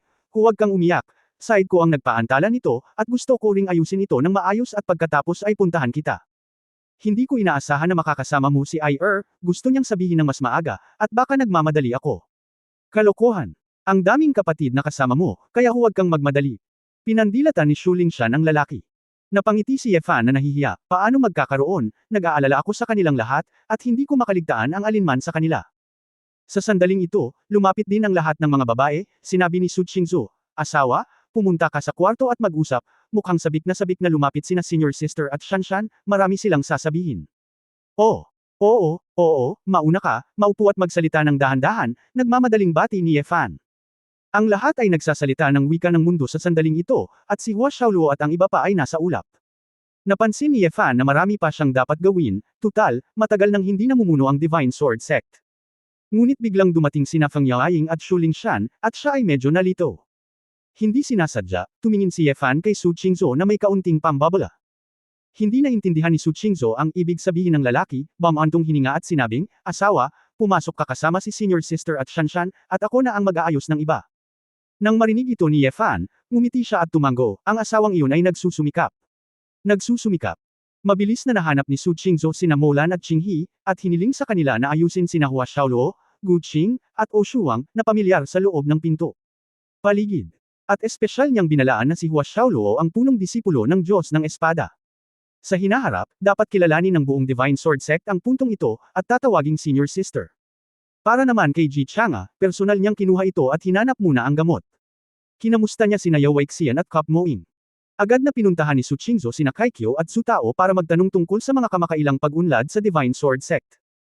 Kasama ang output, pagkuha ng mga disipulo, at lahat ng uri ng sari-saring mga bagay na ang labas ng mundo ay dumating sa pinto. Ang pinuno ng apat na Huasian kasama na si Molan ay nagulat nang makitang biglang kontrolado ng punong babae ang pangkalahatang sitwasyon ng walang sinasabi. Matapos gawin ni Su Qingzu ang lahat ng pag-aayos, hindi na ito nagtagal upang bumalik sa Sword God Cake. Si Ning Zimo ay gumagawa ng tsaa, si Nayan Rujiao ay naglabas ng ilang soul fruit, at ang mga babae ay nag-uusap tungkol sa kanilang mga iniisip at nagtatanong tungkol sa kanilang mga dekada ng karanasan. Miss, ayos ka lang ba? Tanong ni Ye Fan. Bueno, nabalitaan ni Senior Cup Moing ang tungkol sa iyong pagkatalo ng Heavenly Star God General sa Imperial City, at gusto mong humingi ng payo sa iyo. Hahayaan ko siyang malate, sabi ni Su Qingzu. Tama, wala ako sa mood makipag-sword sa kanya ngayon, natatawang sabi ni Ye Fan. Ang isa pa ay nagpadala ang Sorcerer King ng isang disipulo para hanapin ka, ngunit wala siyang sinabi. Sinabi lang niya na kung babalik ka, sana ay ipaalam mo sa kanya, sabi ni Su Qingzu. Ikanaway ni Ye Fan ang kanyang kamay, hayaan na natin ito. Mag-usap ng mabuti kay Yingying at Shanshan, Jillian, gumawa tayo ng masarap ngayong gabi. Okay, asawa, matamis na sagot ni Nayenro. Inilibot ni Su Qingzu ang kanyang mga mata sa lalaki, alam kong bilang isang kamay-kamay na tindera, hindi ko na maibabalik ang aking alaala, mas madaling maging isang prinsesa. Ay, Mrs., mahirap ang trabaho para sa taong may kakayahan, hindi ko talaga kayang mabuhay nang wala ka. Sabi ni Ye Fan habang hawak niya ang kamay ng babae. Itinapon ni Su Qingzu ang mga kuko ng lalaki, at tumalikod na umupo sa tabi ni Feng Yaoying na mingiti, Sister, nagmamadali kayo ni Shanshan na pumunta rito, may malaking nangyayari ba sa Odin Empire? May mga babaeng nag-uusap ngayon. Sa Idol Sky, nang magtanong si Su Qingzu, biglang nagpakita ng marangal na ekspresyon ang mga mukha ni Feng at Shu. Shinzo, maging tapat tayo. Nang makita namin ang watawat ng tagapagdala ng espada mula sa impyerno at nalaman namin na ikaw ay nasa paraiso ng langit. Nag-aalangan din kami kung makikilala ka ba o hindi, bumantong hininga si Feng Yaoying. Bakit? Si Xiao Ziner ay kumakain ng prutas, ang kanyang mga pisngi ay nakaumbok at nagtanong, maaari ba tayong lahat na muling magsama-sama? Nag-aalala si Feng Yaoying dahil, kung pupunta ka sa Odin Empire, ito ay masyadong mapanganib. Sumimangot si Ye Fan, ano ang nangyari sa Odin Empire? Tumingin si Feng Yaoying kay Shu Lingshan, Shan, marami ka pang alam sa front line, sabihin mo sa akin. Tumango si Shu Lingshan at sinabing, ang bagay, magsimula tayo sa 3 taon na ang nakakaraan. Imperial City, National Teachers Mansion. Tito, nandito ako para magbigay ng regalo, salamat sa Sword God, may iba pa ba? Tumayo si Xiao Waiso sa labas ng gate at tinanong ang isang matandang lalaki na namamahala sa pananatili sa National Teachers Mansion. May malamig na hangin sa likod niya. Let's go. Umalis ng maaga, sabi ni Chu Guoshi, matatagalan bago makabalik. Sinabi ng matanda, pasensya na kayong dalawa, nahuli ako. Umalis. Lumingon si Xiao Waiso na may malungkot na ekspresyon. Lanlan, ano ba, hindi ka ba pinili niya? Hindi pa ba nakapagdesisyon ang angkan mo, bakit hindi ka nila dinala? Humph. Go lang. Hindi ko gustong sumama sa kanya. Si Feng Qinglan ay may malamig na mukha at nakakuyom ang kanyang mga kamao. Hindi niya inaasahan na hindi talaga siya tinanong ng lalaking ito at umalis na lang. Siya Feng Qinglan ay hindi pinansin ng ganito. Gusto mo ba siya? Sa pagiging concubine, pinaglalaruan mo lang siya ng basta-basta. Ako, tretuhin mo siya ng ganyang kasiraan. Kapag iniisip ko na ako talaga ang pumunta sa National Teachers Mansion sa sarili kong pagkukusa, inihahanda ko ang aking sarili sa isip at planong, magbitiw, para sundan ang lalaki nang umalis siya, mas lalo pang nahihiya at galit si Feng Qinglan. Nakita ni Xiao Waiso ang napakalamig na lamig sa mukha ng kanyang bestie at alam niyang may nangyari, kaya hindi niya napigil ang sumimangot. Hiniling niya kay Feng Qinglan na samahan siya, tila sinasabi na salamat Janshan at magbigay ng regalo upang ipahayag ang iyong puso. Sa katunayan, ito ay walang iba kundi ang pagbibigay kay Feng Qinglan ng isang hakbang, para malutas nila ni Ye Fan ang hidwaan. Sa hindi inaasahang pagkakataon, itong Ye Fan ay hindi nagdala kay Feng Qinglan at direktang umalis. Ito para sa isang sandali, si Xiao Waiso ay hindi na nang ahas na kausapin si Feng Qinglan, pagkatapos ng lahat, sa pagmamataas ni Feng Qinglan, tiyak na kinasusuklaman niya si Ye Fan hanggang sa mamatay. Kabanata 2378 ang lihim ni Odin. Sword God Kick.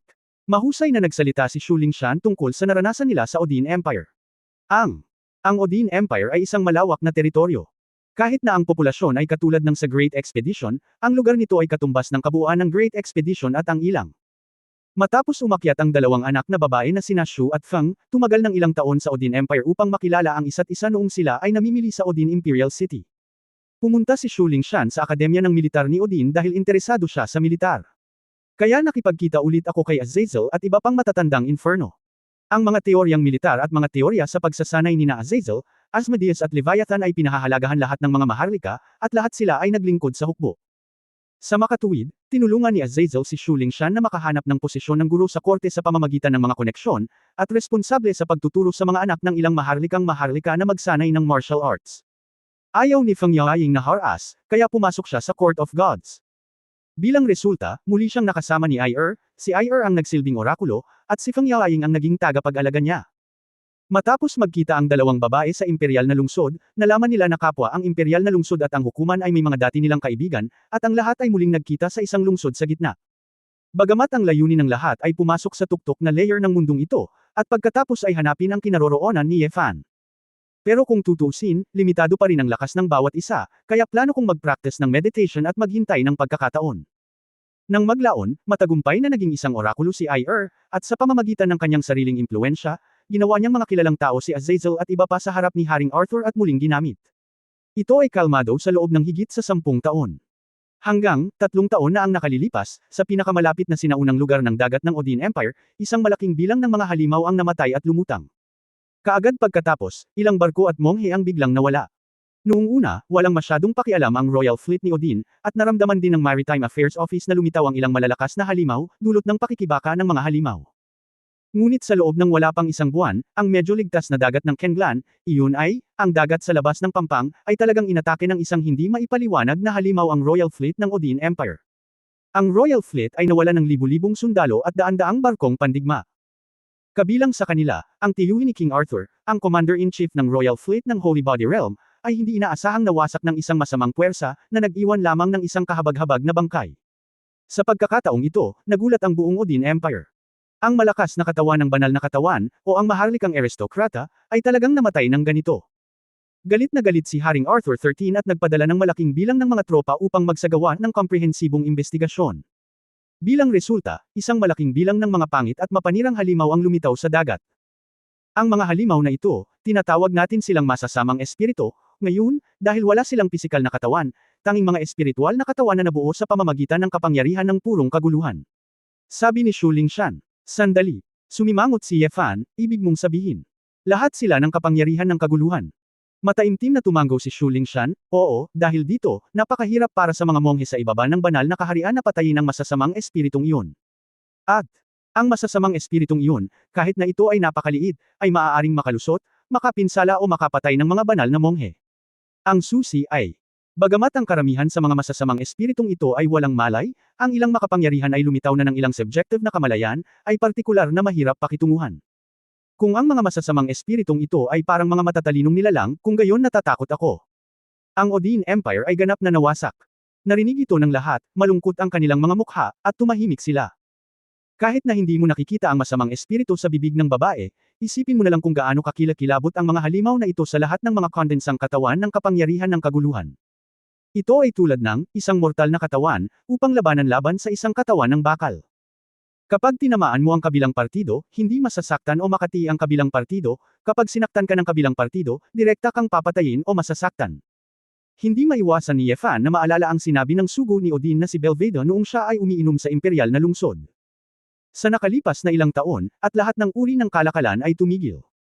Kahit na ang espesyal na sugo ay hindi bumalik sa Odin Empire sa loob ng ilang taon. Dahil kaya sa pagsalakay ng mga masasamang espiritu, gusto ng Odin Empire na hadlangan ang balita. Tama iyan, walang magawang sabi ni Shu Lingshan, sa totoo lang, marami ring konsiderasyon si Haring Arthur. Halika, hindi magagarantiya ng Odin Empire na kung alam ni Dasheng na nasa digmaan si Odin, sasaksakin niya ito sa likod.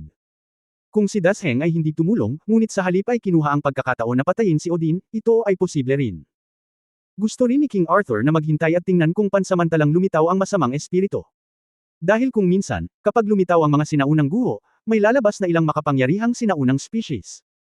Ngunit pagkatapos ng higit sa 3 taon ng sadigmaan, kami ay dumating sa konklusyon na ang masasamang espiritu ay nagmula sa sinaunang dagat na malayo, o kahit na lumipad pababa mula sa magulong kawalan sa itaas ng Odin Empire. Sa ibang mga lugar sa Great Wilderness, parang walang masamang espiritu ang sumalakay, kaya hindi ko alam kung ito ang lokasyon ng Odin Empire o iba pa. Ngayon, ang Divine Court at ang Odin Empire ay nagsaanib puwersa para labanan ang masasamang espiritu. Ngunit sa nakalipas na 3 taon, ang Odin ay nawala ng 30% ng populasyon, at ang Divine Court ay dumanas din ng mabibigat na casualty. Kapag nakita natin ang badge ng Sword Bearer of Hell, huwag mo nang banggitin kung ilan. Masaya ako, ngunit, napakagulo, napabuntong hininga si Shu Lingshan. Natahimik ang lahat. Malinaw, lahat ng tao sa Odin Empire ay hindi gustong isali sila sa isang mapanganib na digmaan. Bukod dito, ang sitwasyon sa panig ng Odin Empire ay hindi maginhawa upang malinaw na sabihin sa sulat, dahil sa takot na tumulo sa ibang mga lugar sa Great Wasteland. Upang maiwasan ang pagtagas ng mga balita, ang Odin Empire ay dapat na gumawa ng hindi mabilang na trabaho, sinusubukang gawin ang labas ng mundo na parang walang mali sa nakalipas na 5 taon. Ayaw mong malagay tayo sa panganib, ngunit nandito pa rin tayo ngayon, hindi ba? Hindi mapipigilan ng Odin Empire. Tanong ni Su Qingzhou.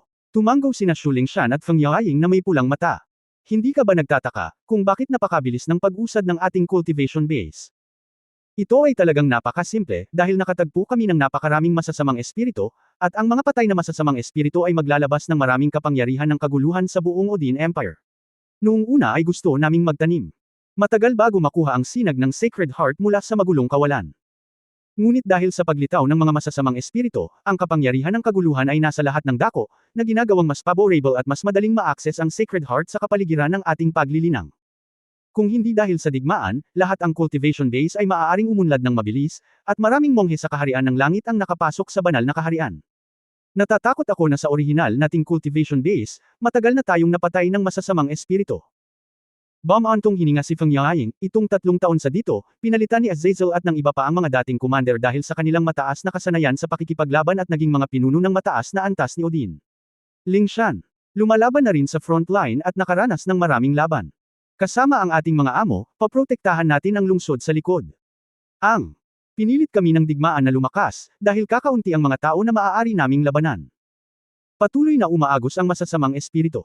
Kung magpapatuloy ito, ang Odin Empire ay ganap na mawawasak sa madaling panahon. Kaya, sa tingin namin, sa halip na ipaalam sa inyo, mas mabuting magsama-sama sa lalong madaling panahon at harapin ito ng sama-sama. Lalo na ang narinig naming asawa, naging numero 1 eksperto ka na sa paraiso, at kung makakarating ka, malaking tulong ito. Umaasang sabi ni Feng Yaoying.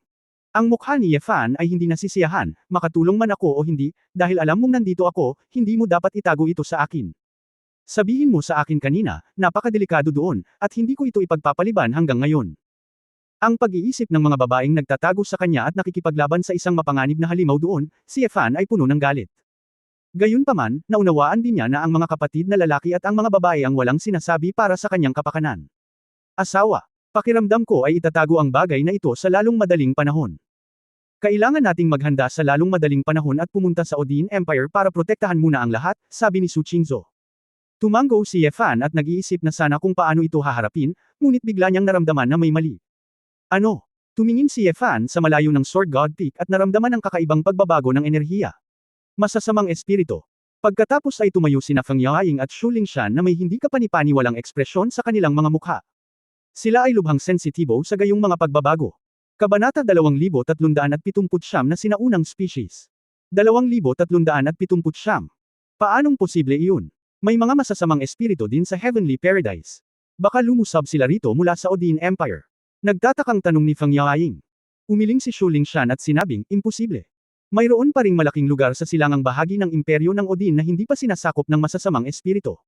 Paano ka makakarating ng direkta sa paraiso? Tingnan natin kung ano ang masamang espiritong ito. Tumayo si Ye Fan. Nanguna at lumabas. Sa oras na ito, ang Cup Mowing at gamot sa Wanhua Valley ang una, at halatang napansin din na hindi ito karaniwan.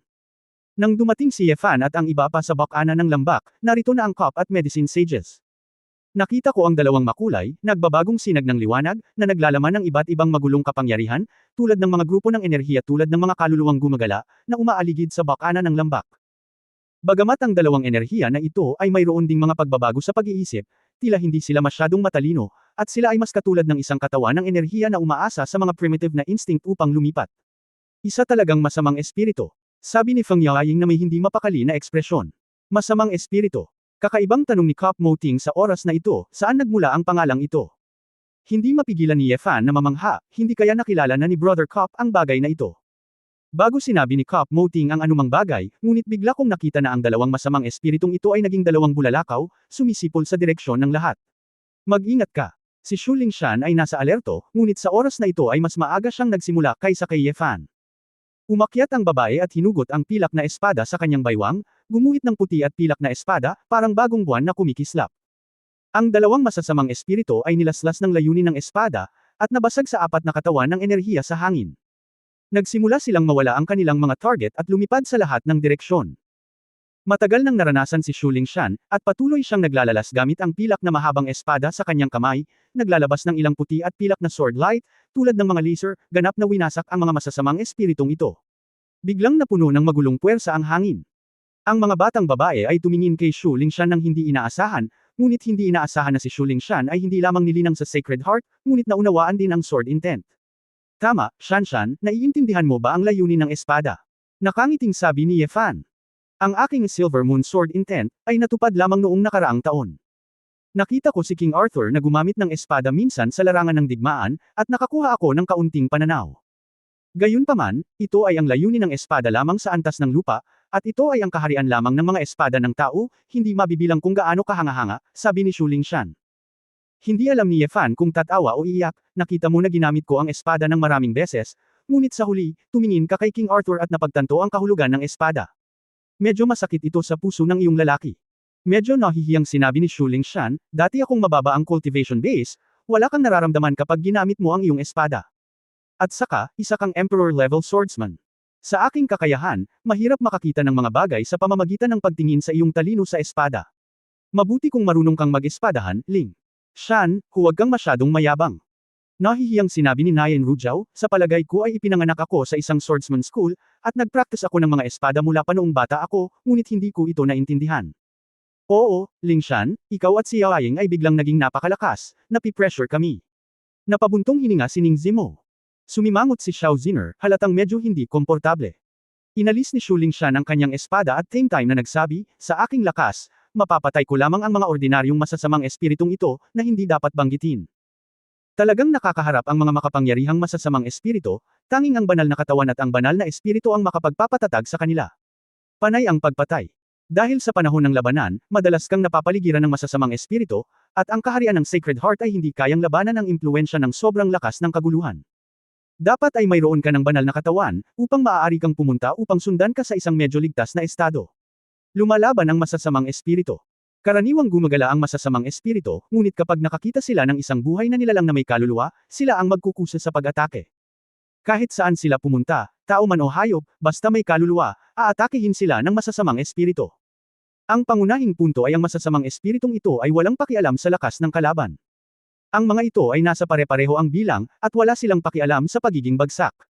Sila ay dalisay at hindi makatwirang mga mamamatay tao. Tumango si Yefan at ang iba pa, at naramdaman din nila na wala talagang masamang espiritu. Anong uri ng kakayahan sa pag-unawa? Gusto lang umatake kapag may nakita kang tao, ang ganitong klase ng walang buhay na halimaw ang pinaka nakakakilabot. Ito, asawa ni Mrs. Sword God, pasensya na, kanina pa kita naririnig na nagsasalita tungkol sa masasamang espiritu. Ngunit ang dalawang grupong ito ay dapat na sinaunang uri, na lumitaw mula sa sinaunang mga guho. Hindi kaya alam mo ang mga sinaunang bagay. Tanong ni Kop Moing. Matagal nang alam ni na Kop at Yao Ersheng na darating sina Feng Yaoying at Shu Lingshan, ngunit nabalitaan lang nilang sila ang mga babae ng Sword God, kaya hindi na sila masyadong nagtanong. Mga sinaunang guho. Nagtaka si Yefan, Brother Kop, paano mo nalaman ito? Nagulat si Bei Moting, espesyal na nagpadala ang Sorcerer King ng isang disipulo para ipaalam sa kanya. Hindi pa ba nakipag-ugnayan ang kamahalan na Sword God sa Sorcerer King? Sa junction ng Dongchan Feudi at Ancient Demon Abyss, lumitaw ang isang sinaunang Relic Rift. Ayon sa hitsura ng mga sinaunang guho sa nakaraan, ang mga bitik ay unti-unting lalawak. Kung mas malaki ang fissure, mas mahaba ang oras ng pagbubukas, at sa pagkakataong ito ang relic ay tila magtatagal ng ilang buwan.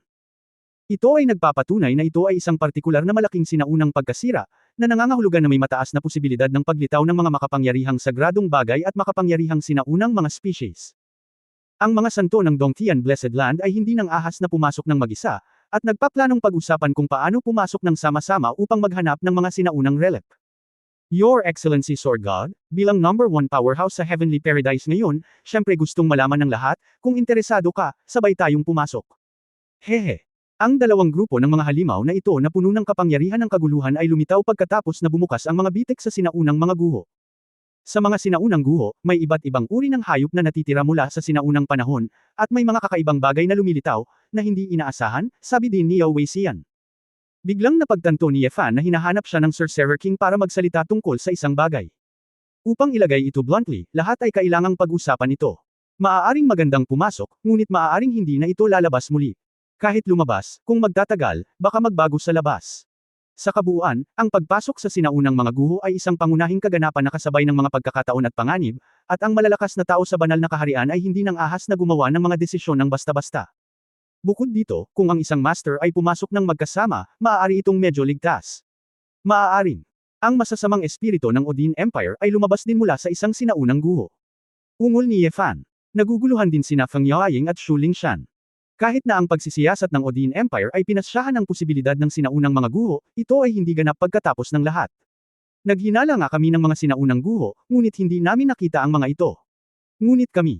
Hindi maitatanggi na may mga sinaunang guho na hindi pa natin natuklasan sa ilang lugar ng liblib na sinaunang dagat, sabi ni Feng Yaoying. Saglit na nag-isip si Yefan, at sinabing, anyway, dahil may mga masasamang espiritu sa Sword God Kick, hindi natin ito maiiwan. Ganito, lumabas ito. Kung lumitaw ang masasamang espiritu sa mga sinaunang guho, maaari tayong makahanap ng solusyon sa krisis sa Odin, sabi ni Shu Lingshan. Ang iyong kamahalan na Sword God, ang bitik sa mga sinaunang guho ay hindi pa natatatag, at hindi ka na makapasok dito ngayon. Kinakalkala ng iyong kamahalan Philips na sa humigit kumulang kalahating buwan, ang pasukan sa Fisher ay magiging matatag. Sa oras na iyon, ang All Saints ay magtitipon sa Beautien upang talakayin ang isyong ito. Ito ang pangunahing kaganapan ng pagpasok sa mga sinaunang guho sa pangalawang pagkakataon, tumigil si Kop Mo. Kalahating buwan. Ganon katagal. Bumaba ang mukha ni Yefan, hindi ka ba pwedeng pumasok ng mas maaga? Kabanata 2380 Long Others Ambisyon. 2380. Ang mga tasa at dalawang gamot ay medyo kakaiba. Ang kalahating buwan ay isang kisap mata lamang para sa isang magsasaka. Matagal din ba itong tinatawag? Ang iyong kamahalan na Sword God. Ang mga bitik sa sinaunang mga guho ay lilito lamang kapag ang espasyo ay napunit. Ang kapangyarihang ito ay maraming beses na mas malakas kaysa sa kapangyarihan ng kaguluhan. Kahit na ang kaharian ng banal na espiritu ay hindi makayanan ang pagkawasak ng kalawakan, kahit na sa kabutihang palad, hindi ito nabasag ng kapangyarihan ng kalawakan, at maaaring nakalok ito sa ilang mga bitek sa kalawakan, at hindi na ito makakalabas. Kung talagang gusto nating pumasok, hindi tayo mananatili ng tahimik sa lambak ng Thousand Flowers, at hindi tayo makakaalis. Bumantong hininga muna si Yauta. Narinig ito ni Yefan at alam niya na ito ay talagang mapanganib, kaya't walang magawa siyang nagsabi, kalahating buwan na lang. Nagkataon na marami tayong dapat gawin, magmadali, at may mga bagay na maaaring i-deploy ng maaga. Naisip ni Yefan na kung pupunta siya sa Odin Empire, hindi niya makontak ang Excalibur Sect at Dazheng. Dapat mong hayaan muna si Chu Yunyao na bumuo ng network para hindi siya magkaproblema. Bukod dito, kung pupunta ka sa Odin Empire, maaaring tumagal ito ng maraming oras. Bilang unang puwersa na itinatag ng Divine Sword Sect sa Honghuang, kailangan mong ayusin ito ng maayos. Bagamat medyo nababalisa sina Shu Lingshan at Feng Yaoying, ang misteryo ng mga sinaunang guho dito ay hindi nalutas, at talagang ayaw nila. Makakabalik lang sila kay Odin mamaya. Brother Cup, nang imbitahan kita sa aking Divine Sword Sect para maging guest minister, nangako ako sa iyo na regular akong makikipag-usap sa iyo. Pero dahil sa sobrang busy ko kanina, wala akong masyadong oras. Mukhang marami ka ng pinagbuti, kaya tatalakayin ko ang mga espada sa iyo ngayon. Fair na, sabi ni Yefan. Sa pag-iisip na maaaring kailanganin niyang umasa kay Cup Mo upang manatili sa Excalibur Sect sa hinaharap, nadama ni Yefan na dapat siyang magkaroon ng mas mabuting relasyon sa mahal na kapatid na ito. Bagamat may mga snob, makukuha ng bawat isa ang gusto nila, wala namang masama. Bukod dito, ang kakayahang matuto mula sa Sword God ay hindi isang bagay na makukuha ng mga ordinaryong tao. Likas na natuwa si Cup Moing, okay. Kakagawa ko lang ng banal na espiritu kamakailan, at mayroon akong bagong pagkaunawa sa Kendo, at masyadong makati ang aking mga kasanayan. Your Excellency Sword God, please. Please. Lugar, upang hindi masaktan ng mga espiritong bulaklak sa lambak. Isa ba yun sa tatlong Sword Saints, ang Wine Sword Immortal? Ang Sword Saint na nakikisabay kay King Arthur at Wu Yehaoyu. Tanong ni Shu Lingshan. Tama, si Senior Jiu Jiangxian ay napakadaldal, at wala siyang anumang heirs, nakangiting sabi ni Nianro. Haha, kayo ang mga asawa ng inyong kamahalan na Sword God, huwag man lang manggahas na hawakan ang tasa. Unang ngumiti si Yao Wei at hinaplos ang kanyang balbas, at lumipad upang panoorin ang labanan. Interesado rin sina Shu Lingshan at Feng Yaoying, kung gayon, tingnan natin, kung anong uri ng karakter ang maaaring maging kasing sikat ni King Arthur. Sister Shanshan, bakit mo sinasamba si Haring Arthur? Totoo. Nabalitaan ko na natalo ng asawa ko si Jiu Jiangxian, ngunit hindi ito masyadong malakas. Isa siya sa 12 santo sa prehistoric na kagubatan. Medyo nag-aalinlangan si Shu Lingshan. Kinagat ni Ling Yue ang kanyang mga labi at ngumiti, at hinawakan ang kamay ni Shu Lingshan, malalaman mo kapag nakita mo ito. Ang dalawang batang babae, sina Shu at Feng, ay naghihinala at nagsama-sama sa isang bukas na lambak na 12-dosenang milya ang layo.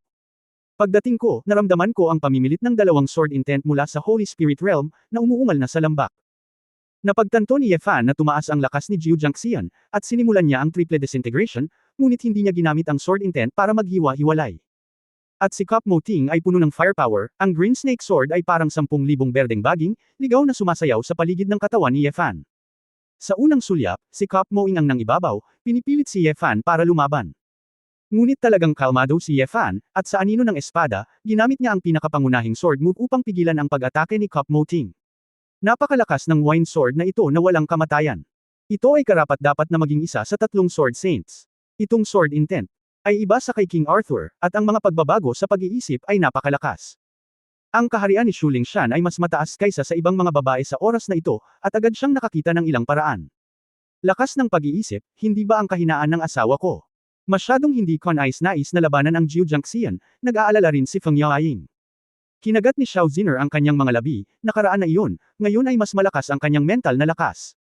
Sa katunayan, ito ay nalaman ni Yefan na mula nang sumabog ang kanyang mental strength, mas madaling harapin ang Cup Moing kaysa harapin si Wu Yehaoyu. Hindi naman sa mas mahina si Cup Mo Ting kaysa sa Fog Yehaoyu, kung talagang lalaban ito, maaaring may kalamangan pa rin si Cup Mo Ting. Gayunpaman, medyo napigilan si Bei Moing sa harap ng isang kalaban na may napakalaking kapangyarihan sa pag-iisip tulad niya. Brother Cup, iminumungkahi kong gamitin mo ang Drunken Sword ng direkta. Ang iyong lasing na bulaklak na yin ay walang silbi sa akin, sabi ni Yefan. Puno ng gulat ang mukha ni Bei Moing. Hindi niya inaasahan na ang espiritual na paglilinang ni Ye Fan ay tataas ng ganoon kalaki. Ang alkohol ay hindi nakalalasing. Ang mga tao ay nakakalasing sa sarili. Ang Cup Moing ay ganap na nahulog sa isang estado ng pagkalasing, ang Green Snake Sword ay parang isang buhay na nilalang, at ito ay makapal sa katawan ng master. Ang layunin ng asul na espada ay naging pulang ilaw na parang mga mata ng multo. Isa-isa, ang nakakasilaw na pulang mga marka ng espada ay nahulog patungo kay Ye Fan na parang bagyo. Malugod na tinatanggap si Ye Fan, ang layunin ng espada ay nagkawatak-watek, hawak ang espada sa isang kamay, at si Wei Moting ay nakipaglaban para sa daan-daang mga espada sa isang iglap. Ang katawan ng Diyos ng espada. 7 Diyos. Biglang sumabog si Ye Fan sa isang Sword God Phantom, at iniwagayway ang 7 malalaking lightsabers pababa ng sunod-sunod, pinutol ang tasa na si Moting sa lupa. Siyempre, nagawa pa rin ni Ye Fan na kontrolin ang kanyang lakas, para hindi masyadong nasugatan si Cup Moting. Nagising si Bei Moting at nakita si Ye Fan na lumalapit sa kanya, ngunit ngumiti siya ng walang magawa, hinawakan ang kanyang kamay, at tumayo. Ang iyong kamahalan na Sword God, ang iyong cultivation ay napakabilis. Ito ay hindi ka panipaniwala. Nalaman ni Bei Moing na palaki ng palaki ang agwat, ngunit walang selos sa kanyang mga mata, kaunting paghanga lamang. Medyo natarante rin sina Shu Lingshan at Feng Yaoying. Di ba, talo si Jiu Jiangxian ng ganito? Medyo naguluhan si Shu Lingshan, dahil ba sa pagpipigil? Malakas ang mental na lakas ng asawa ko, kaya madaling talunin si Jiu Jiangxian. Masyado kang nag-iisip, ang 3 eskrimador ay sa antas na ito, si Wu Yelongyu ay pinatay ng kanyang asawa, nakangiting sabi ni Ning Zimo. Ano? Matagal na hindi nakaimik sina Feng Yaoying at Shu Lingshan. Lumapit si Ye Fan sa sandaling ito na may kalmadong ekspresyon, at nakangiting nagtanong, ano ang pinagsasabi mo, bakit sina Yingying at Shanshan? Parehong may mga hanggal na ekspresyon. Sila, pinalalaki nila ang ambisyon ng ibang tao at sinisira ang prestihiyo ng kanilang asawa. Dapat mong parusahan sila ng maayos. Tumawa si Ling Yue. Pinag-isipan ito ni Ye Fan saglit, at pagkatapos ay naintindihan niya ang ibig sabihin nito. Ngumiti siya ng masama at inakbayan ang 2 babae, ngayong gabi, kailangan ko talagang gumawa ng ideological na gawain. Namula sina Feng Yaoying at Shu Lingshan. Hindi ako nakikipagtalik sa isang lalaki sa loob ng 10 taon, at kapag naiisip ko kung ano ang mangyayari, pakiramdam ko ay medyo nanghihina ako. Bumalik sa Sword God Kick, tinalakay ni Ye Fan si Chu Yunyao kung paano buuin ang komunikasyon sa network. Naisip din ito ni Chu Yunyao, at agad na nagsimulang gumamit ng mga nanorobot para simulan ang paglalatag ng Odin Empire. Kasabay nito, naramdaman ni Ye Fan na kailangan din ng Divine Sword Sect na opisyal na magsimulang tumakbo. Marami ng mga disipulo ang pumunta rito, at ang kanilang mga base sa paglilinang, kakayahan, at pinagmulan ay hindi pantay. Bilang Diyos ng Espada, hindi kayang pangasiwaan ni Ye Fan ang bawat munting disipulo, at hindi rin niya kayang pamahalaan ang ilang iba't ibang bagay. Hindi pinapayagan ng oras, at hindi angkop ang pagkakakilanlan. Ang tanging magagawa niya ay turuan at turuan ang ilang mga disipulo na linangin ang mga hinaharap na mainstay para sa Excalibur Sect. So, the rest, you need women to help manage. Si Su Qingzuo at Chu Yunyao ay halatang mas malakas kaysa kay Ye Fan at iba pang kababaihan sa kanilang pangkalahatang kakayahan sa pamamahala. Ngunit si Chu Yunyao ay abala sa logistic ng siyentipikong pananaliksik, kaya ginampanan ni Su Qingzuo ang kanyang bahagi bilang isang malaking kasambahay. Alam din ni Su Qingzuo na sa pamamagitan lamang ng pagtatatag ng sarili niyang kapangyarihan maiiwasan niya ang mga alalahanin at patuloy na lumalago. Sa makatuwid, agad na nakipag-usap si Su Qingzuo sa mga babae at inayos ang mga responsibilidad ng lahat. Sa kabutihang palad, sa paglipas ng mga taon, ang mga kababaihan ay hindi lamang lumago sa kanilang paglilinang, ngunit napaunlad din ang kanilang mga kakayahan. Lahat sila ay kayang pangasiwaan ang kanilang mga sarili, ngunit hindi nila kailangang magsabi ng marami para malaman kung ano ang gagawin. Nang sumapit ang gabi, uminom si Ye Fan at nakipag-chat sa mga babae, nakikinig kay Feng at Shu na 2 babae ang nagkukwento tungkol sa panig ni Odin, at lahat ay nag-usap tungkol sa kanilang sariling mga karanasan. Nagulat ang 2 babae nang malaman nila ang lahat ng nakakakilig at mahimalang bagay na naranasan ni Ye Fan sa Dasheng. Hindi nila inaasahan na mahigit kalahating taon pa lang nagising si Ye Fan sa mundong ito, ngunit nagawa na niya ang napakagandang gawain. Ibagsak ang kasaysayan ng baha. Sa sandaling ito, naiintindihan nila kung bakit naramdaman ng mga babae na ang San Jiansheng at Ye Fan ay hindi sa parehong antas. Hanggang sa hating gabi, binuhat ni Ye Fan ang 2 babae at pumunta sa isang kwarto, habang ang iba pang mga babae ay tahimik na hindi nag-abala. Pagtatapos ng kabanatang ito. For more updates, click on the notification bell.